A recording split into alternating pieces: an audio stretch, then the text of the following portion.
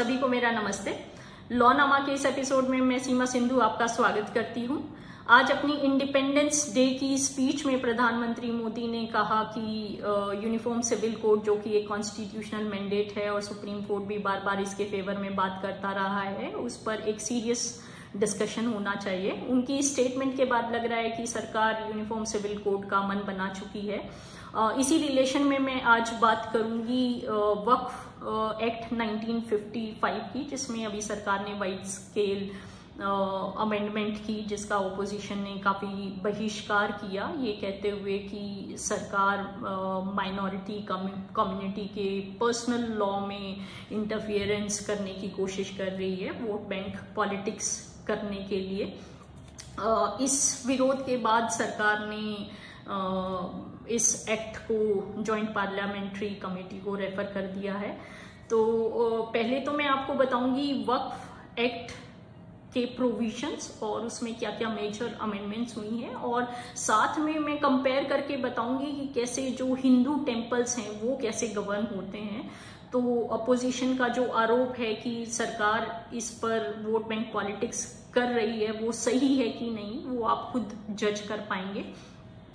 वक्फ जो है वो एक तरीके का ट्रस्ट है जो कि रिलीजियस, चैरिटेबल या पर्सनल बेनिफिट के लिए किसी प्रॉपर्टी पर बनाया जा सकता है। ये किसी डीड इंस्ट्रूमेंट या ओरली भी बनाया जा सकता है।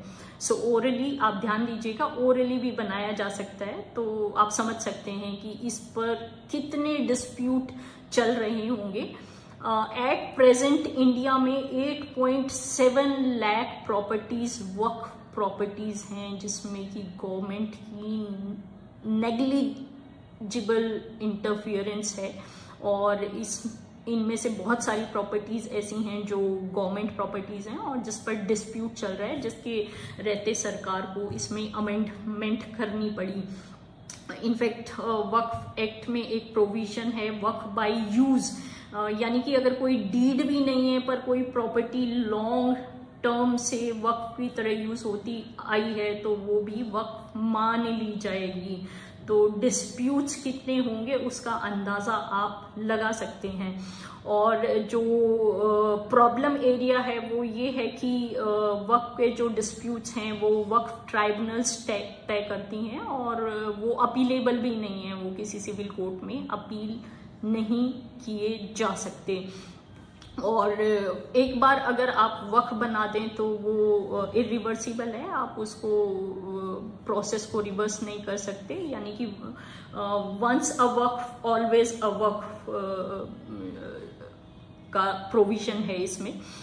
अब मैं आपको इसके जो मेजर अमेंडमेंट प्रोविजंस हैं वो बताती हूँ। तो जो पहला मेजर प्रोविजन अमेंडमेंट में जो है वो है सेक्शन 3A, जिसमें ये कहा गया है कि कोई भी व्यक्ति अगर किसी प्रॉपर्टी का ऑनर नहीं है तो वो वक्फ नहीं बना सकता, which is a very reasonable thing कि आप किसी प्रॉपर्टी के ऑनर नहीं है तो आप उसका वक्फ नहीं बना सकते।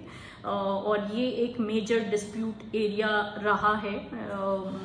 इस पर लोगों के चार्ज हैं कि काफ़ी गवर्नमेंट लैंड एनक्रोच हुई है, काफ़ी प्राइवेट प्रॉपर्टीज भी जो हैं इसमें असप हुई हैं वक्फ बनाकर, और उन्हीं कंपल्शंस की वजह से सरकार को इसमें अमेंडमेंट करनी पड़ी।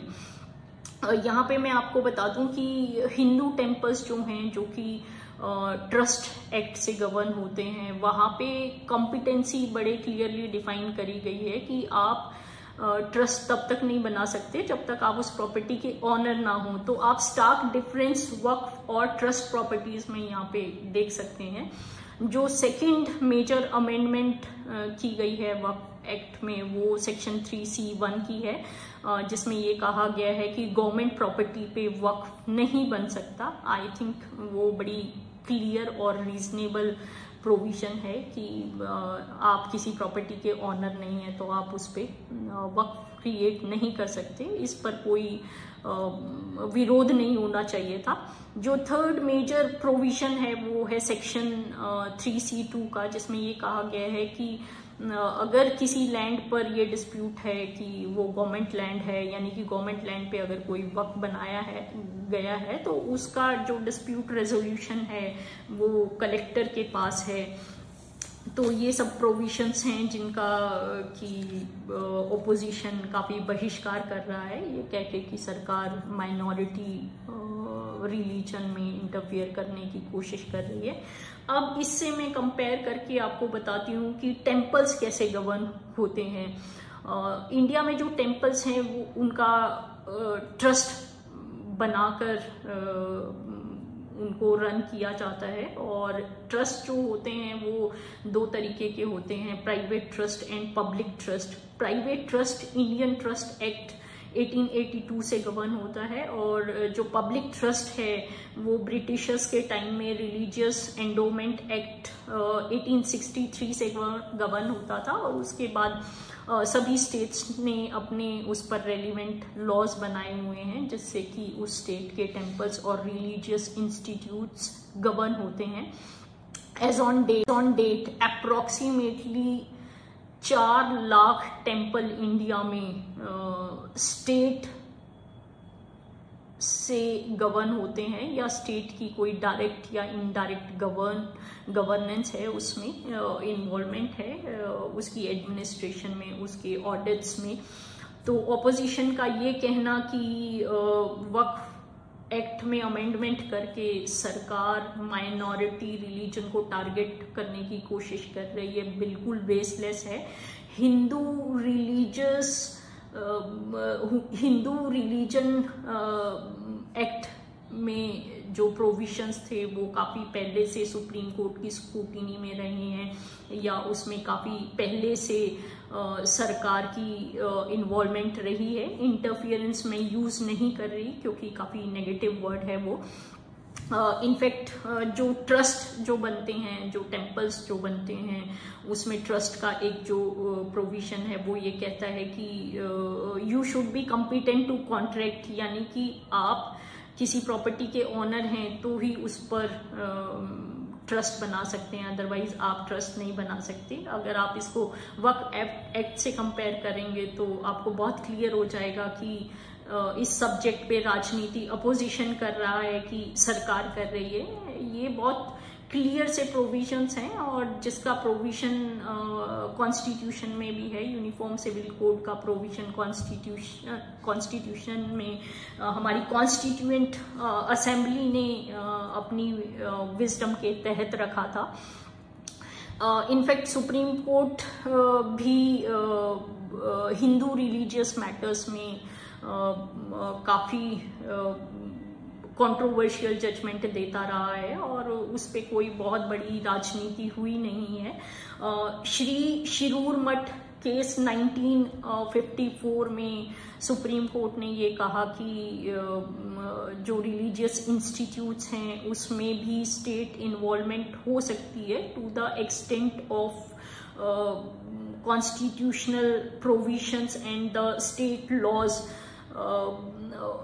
इनफैक्ट बड़ी क्लियरली सुप्रीम कोर्ट ने उसमें ये कहा है कि right to freedom of religion जो है वो एब्सोल्यूट नहीं है, that is also subject to constitutional provisions and the law of the land.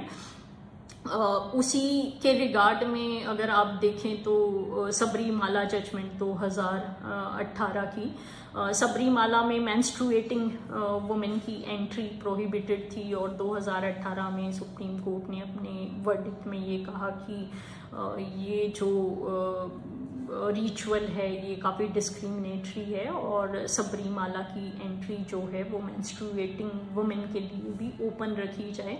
तो आप देख सकते हैं कि यहाँ पे जो ओपोजिशन राजनीति कर रहा है कि सरकार सिर्फ माइनॉरिटी रिलीजन को टारगेट कर रही है और उस पर वोट बैंक पॉलिटिक्स कर रही है।